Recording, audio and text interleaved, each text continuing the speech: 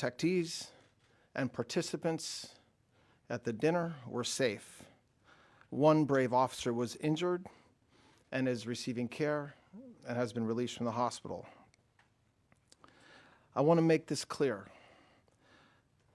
This man was a floor above the ballroom with hundreds of federal agents between him and the President of the United States. The Department of Justice approaches incidents like this with urgency and clarity of purpose. Violence has no place in civic life.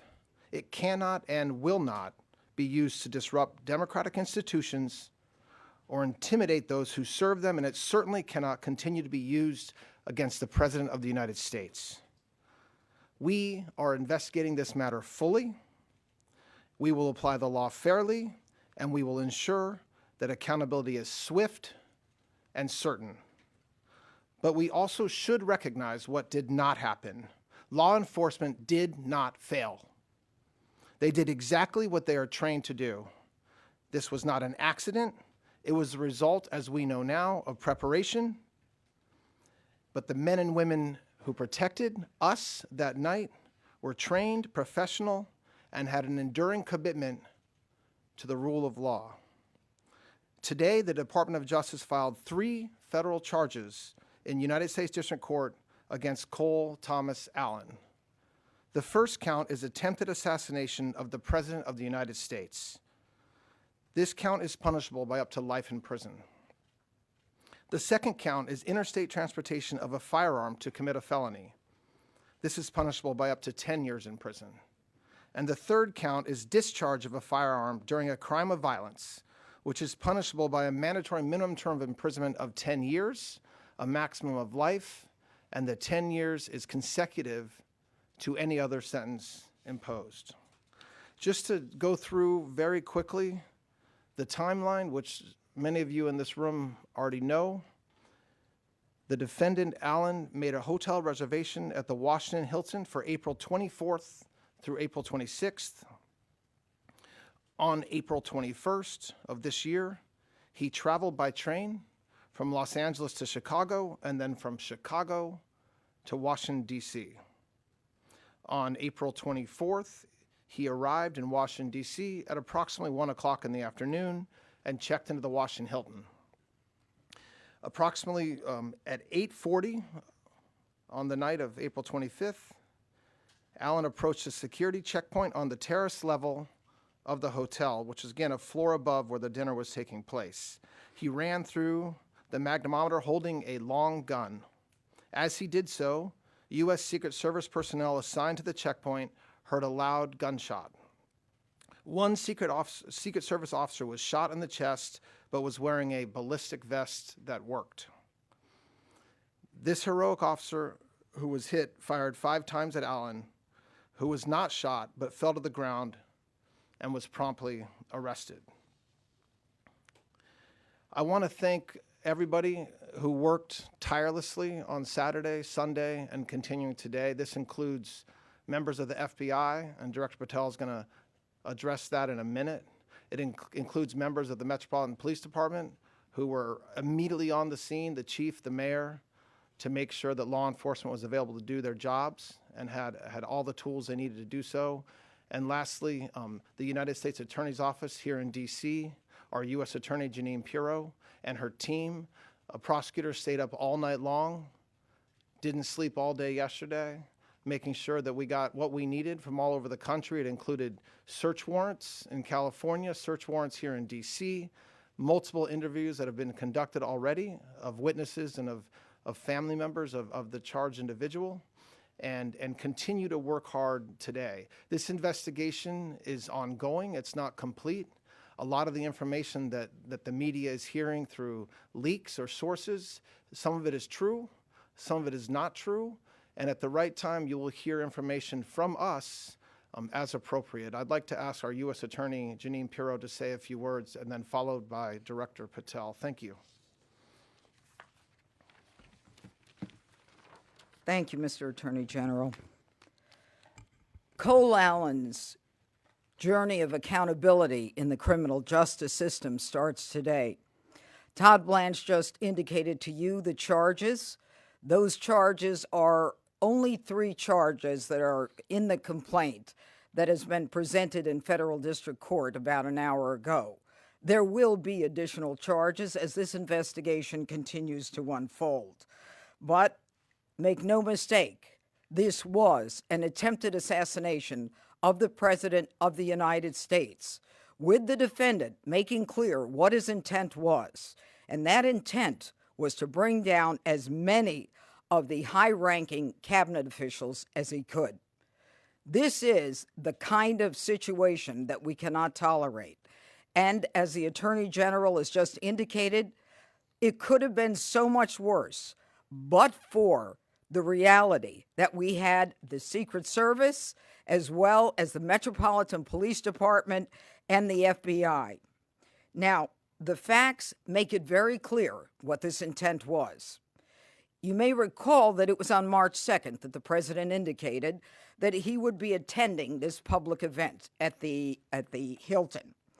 And on April 6th, that's when Cole Allen first made a hotel reservation at the Washington Hilton for 3 nights, the 24th, the 25th, and the 26th.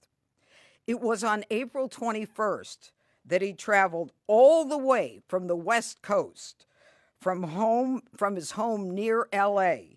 He gets to Chicago on April 23rd, and has been indicated he arrives in D.C. on the 24th, and he checks into the hotel at about 3 p.m. He stays overnight. He is very much aware that the president and the first lady entered the ballroom at 8 p.m. And it was at 8:40 that he made a decision to rush the ballroom. And thank goodness, law enforcement, the Secret Service, was able to prevent him from getting into that ballroom. He was not injured other than some kind of scrape on his knee. Now, as indicated, these are the weapons that the defendant had on his person. You can see that's a 12-gauge pump-action Mossberg shotgun. It's a .38 semi-automatic. He had at least 3 knives and all kinds of paraphernalia. So any suggestion that he wasn't there to do harm is absurd. We will prove when he purchased these guns. They were purchased in California. Why is that relevant? It is relevant because he crossed interstate lines with those firearms. And those are the firearms that he used on the night of the 25th, or attempted to use at the very least. Now, the manifesto also makes clear about his expected rules of engagement. You know, you can look at it and read it, and it may seem kind of la, but at the end, make no mistake, he says, I am targeting the administration officials. They are my targets, and I'm prioritizing from the top down, the highest ranking from the lowest. And I will not hesitate to get involved in any kind of encounter with anyone who blocks me from the president. Now, finally, let me say one thing.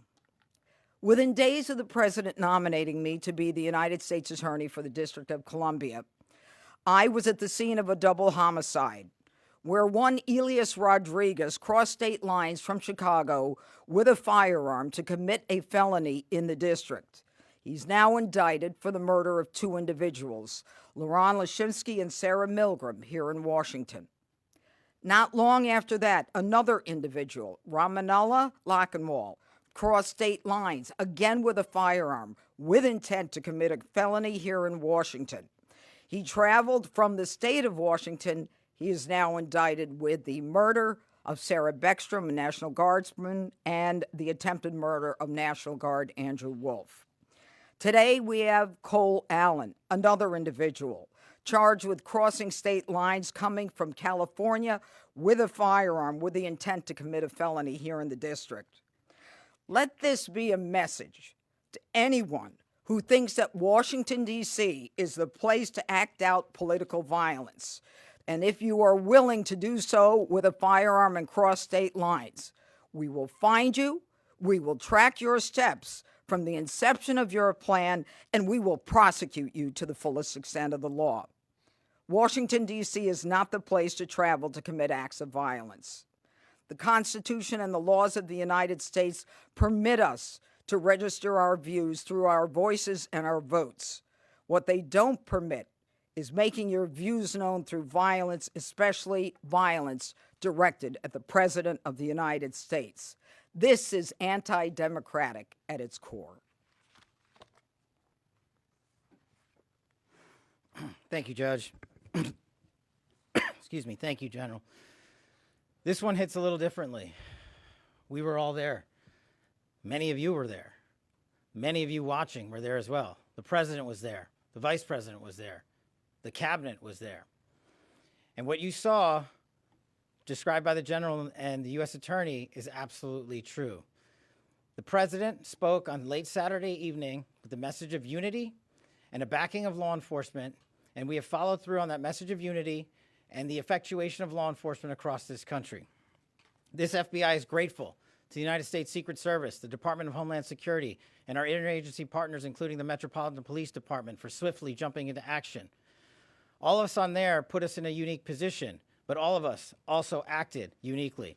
The Washington field office jumped into action immediately, sending a mobile command center to the scene, along with our evidence response technicians, who showed up in speedy fashion to make sure we could collect the evidence that the prosecutors and the department needed to make this announcement today. Also on scene, you were told about the brave heroics of the United States Secret Service and other members of law enforcement, and that should be celebrated by every single American. They did exactly what they were trained to do. They stopped a massive attack from becoming even worse. They stood in the way, they safeguarded America, and they should be nothing but applauded for their bravery and their dedication to their mission and their selfless sacrifice to this country. The FBI, along with standing up mobile command units, evidence tech response team, and Washington SWAT on scene, also established our NC3, our National Crisis Coordination Center, almost immediately. And almost immediately in parallel, we stood up our command center at the Washington field office under ADIC Darren Cox's leadership. Throughout the evening, we immediately began working with our Department of Justice partners to find the evidence necessary, to effectuate the legal process necessary, and enter into the suspect's room at the Washington Hilton successfully and lawfully and obtain the relevant evidence for exploitation that was on scene. Back at the headquarters division and the Washington field office, we were coordinating a national scale investigation that literally spanned from coast to coast. As you heard, FBI agents, along with the interagency, were immediately dispatched to the suspect's home in California, where we conducted interviews that provided critical information about this horrific attack. We also dispatched investigators and agents to New London, Connecticut, where we conducted further interviews that provided necessary information that you will find in this criminal complaint, as the United States Attorney has just laid out. While officers were working diligently through the night to conduct those interviews, we were also conducting interviews of witnesses on scene. Those interviews are ongoing. As you know, there was almost 2,000 people there. We are sifting through and prioritizing who to talk to, and we will get to each and every one of you with any bit of relevant information. Again, we ask everybody who has any relevant information, like I did on Saturday night with the President, 1-800-CALL-FBI. Any piece of information is information we want to have and must receive. On top of the on-scene response by this FBI, the headquarters response, and the Washington field office response, the FBI flipped on its enterprise-wide response to this critical incident. What does that mean? We dispatched fixed-wing assets across the country so that we could immediately transport evidence that was acquired in California and Connecticut and sent it to our laboratories in Quantico for analysis. We collected the shell casings on scene, including the firearms and the weapons that the judge talked about. Those were also sent to our Quantico laboratories for immediate analysis. America should be proud that this FBI acted with the urgency that was needed for the moment that we had to answer. The President rightly said that we will act in a unified fashion, and it's because of President Trump's leadership and backing of the blue, every single person in law enforcement that I stood with into late evening hours on Saturday, early evening hours on Sunday, and all day yesterday and today are thrilled to wear the badge and defend this country. Each and every one of them deserves our thanks, and I encourage everyone listening to go out there and shake the hand of a federal agent or police officer and say thank you for doing their job. Thank you for training endlessly to make sure they meet the mission requirements. And for me, as the director of the FBI, I want to thank our headquarters components for working diligently with our prosecutors and make sure that the American public knows it's not just federal agents that do this work. It's our intelligence analysts, our support staff, our laboratories, our fixed-wing assets, our critical incident response groups, our hostage rescue teams. Agents sprung into action, got out of bed, and haven't slept since. These prosecutors haven't slept since, and I promise you they're not going to be sleeping.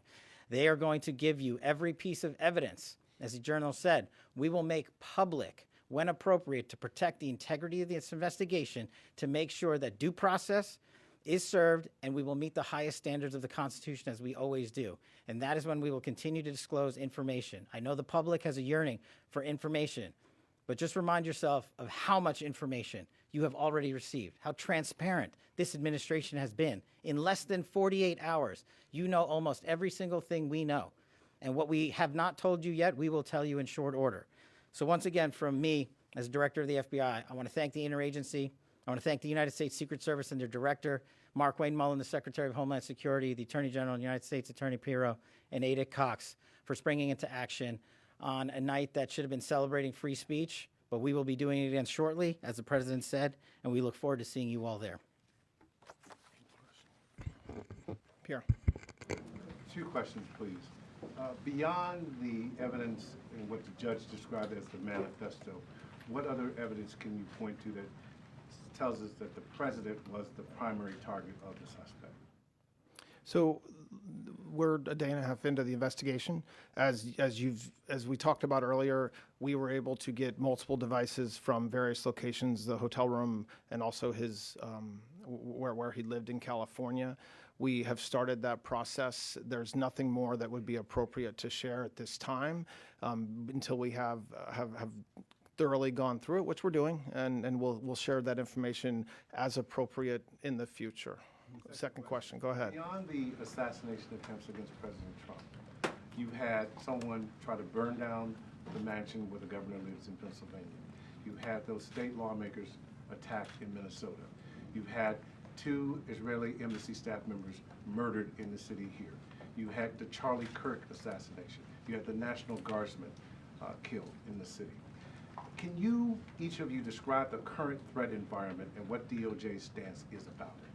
Well, you just described the current threat environment pretty accurately, which is that the political violence and rhetoric has got to stop. And that's something President Trump said right after the incident on Saturday night. It's something that Carolyn Leavitt talked about a couple hours ago. It is something that is, when you have a president who and many people in this room, if we're going to be honest about it, has done it as well. They're just as guilty as a lot of people on X. When you have reporters, when you have media just being overly critical and calling the president horrible names for no reason and without evidence, without proof, it shouldn't surprise us that this type of rhetoric takes place. If you look at what it appears that this defendant had in his past, we're talking about somebody who is college educated, who has a job, who is otherwise living his life, and we'll find out more about him, as I expect, in the coming days and weeks.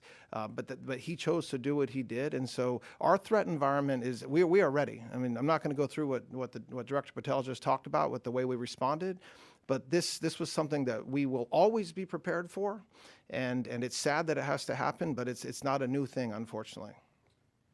Okay.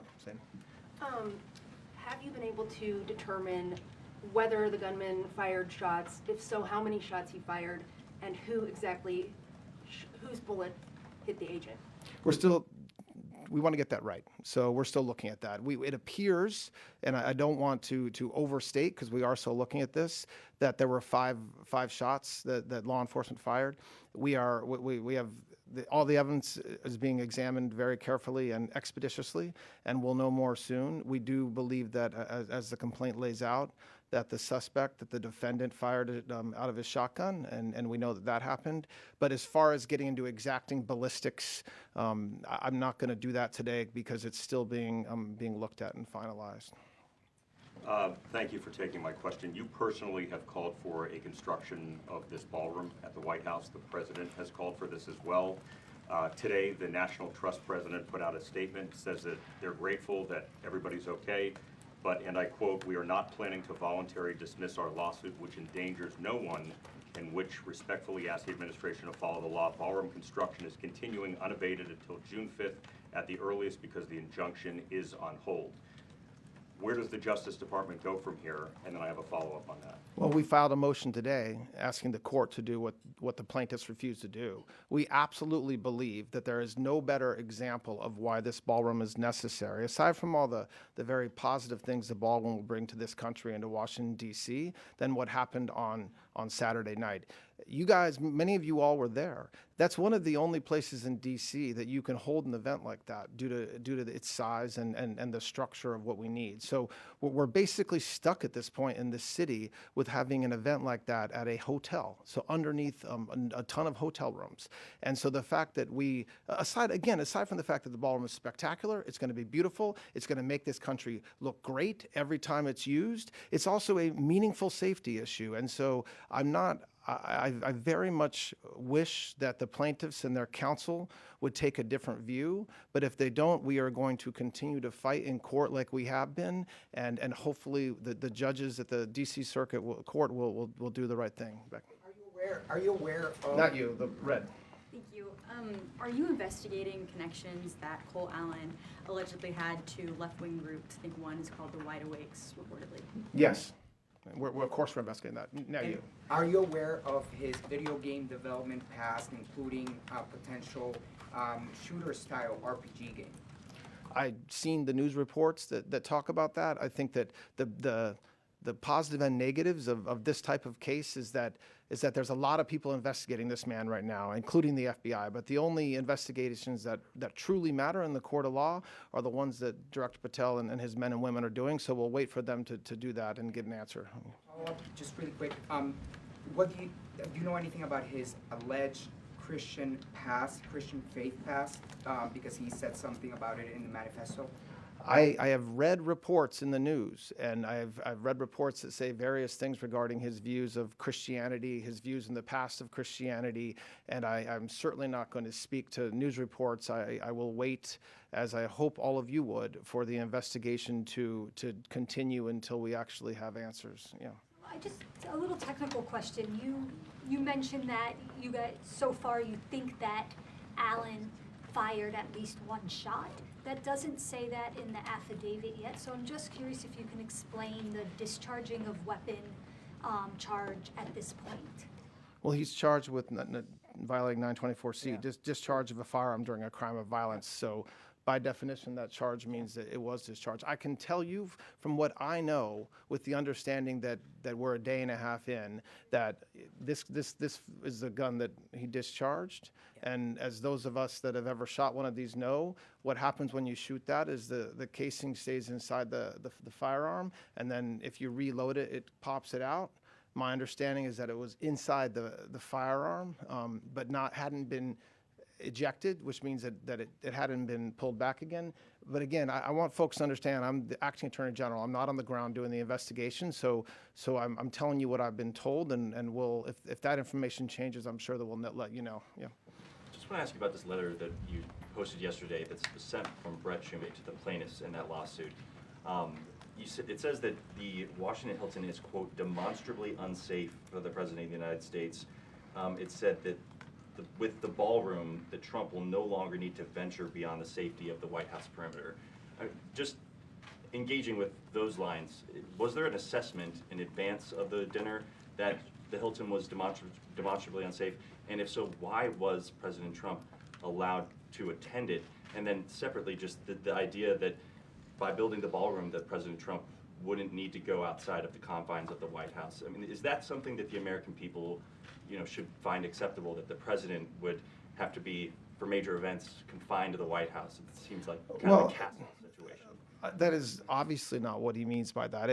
And the fact that question comes with respect to President Trump is laughable in the extreme. I mean, laughable in the extreme. You have a president who willingly speaks with you guys multiple times a day, I would say 7 days a week. He is active all over the country. I think with that, keeping it to the four corners of that statement, when he says demonstrably, it's demonstrated by what happened on Saturday night. So that doesn't mean that the Secret Service would ever let the president go into an unsafe environment. I know that the director of the Secret Service will be focused on making sure that we always keep him safe. And by the way, as we said before, and as anybody that was in that room knows, we were safe. We were safe. We heard a lot of loud noises that at the time many of us thought could be guns going off. It was mostly plates falling because of the staff, understandably, were running. So my reaction to that is I'll leave anything with respect to security up to the great men and women of the Secret Service.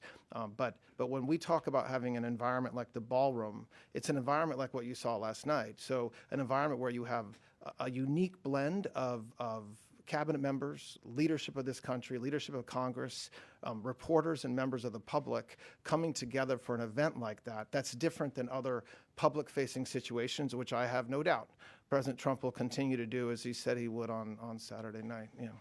Thank you.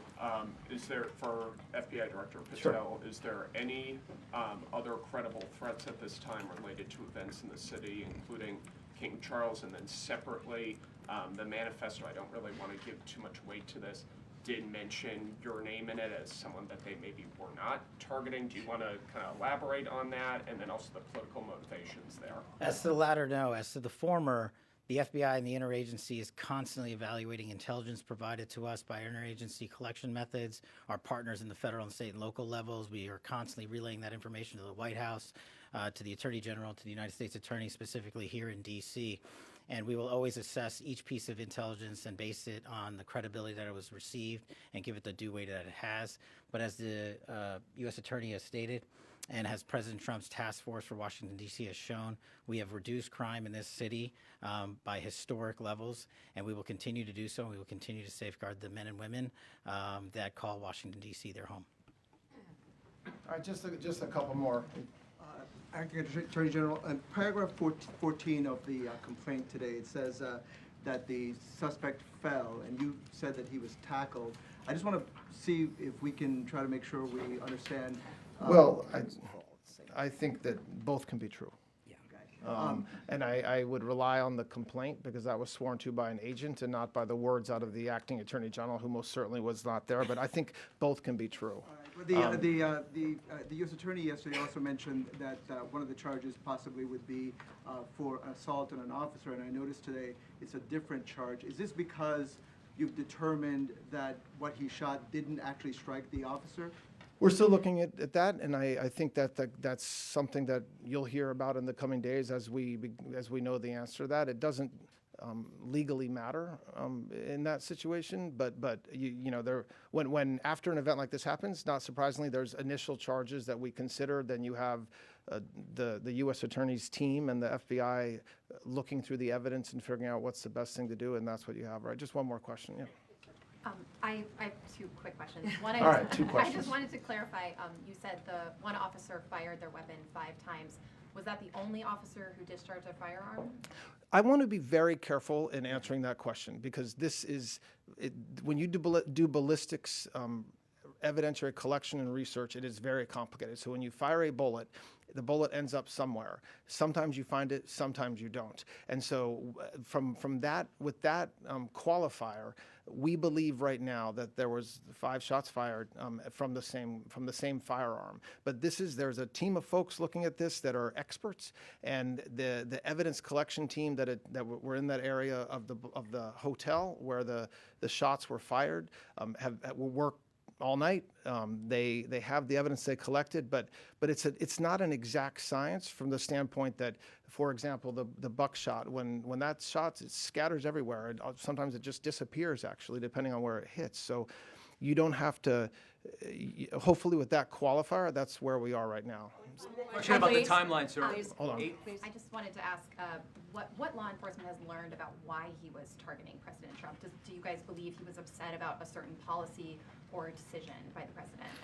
The complaint lays out what I think is described as a manifesto, which is something that he allegedly sent to many folks, his family.